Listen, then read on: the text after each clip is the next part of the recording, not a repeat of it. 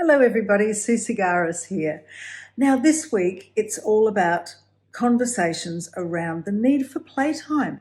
I've had about 3 conversations or more in the last couple of weeks, as well as seeing quite a few articles start to come through that are calling for a similar shift in the way we focus our priorities and our attention. So that the emerging themes are we need more art, we need more music, we need more playtime. And the bottom line is really, we're just getting all too serious. We're too cerebral. We're too entrenched in our very linear, goal-focused way of doing things. And, it's all very well to have goals and to test our limits and push through our comfort zones and strive for success. However, if all we're doing is being so serious and so committed and so intentional about all this, we can get ourselves a bit bogged down into the same old ways and patterns of thinking. And we really do know from positive psychology, from disciplines like dance therapy, psychodrama, and many other amazingly creative and effective modalities, that there are other ways to help people and to open up that creative spirit. And once we enter that creativity and that state of flow, it is possible to produce more innovative outcomes as well as enjoy ourselves. So let's just think for a minute about what happens when we are with music. With music, we might be listening to something we like. We might be playing music, singing, or clapping, or drumming, or dancing, or just simply relaxing.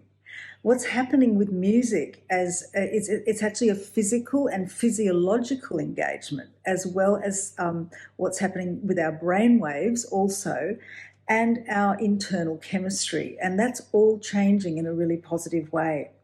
When we think about art, it could be a beautiful picture that somebody took. It could be something that we have put together ourselves, a collage or a vision board or a mood board or a collection of things. It could be something that we're creating of beauty. It could be simply just doodling around with crayons or chalk or something like that, or going to an art gallery and appreciating and being with the power of some of those creations that have been made by other people.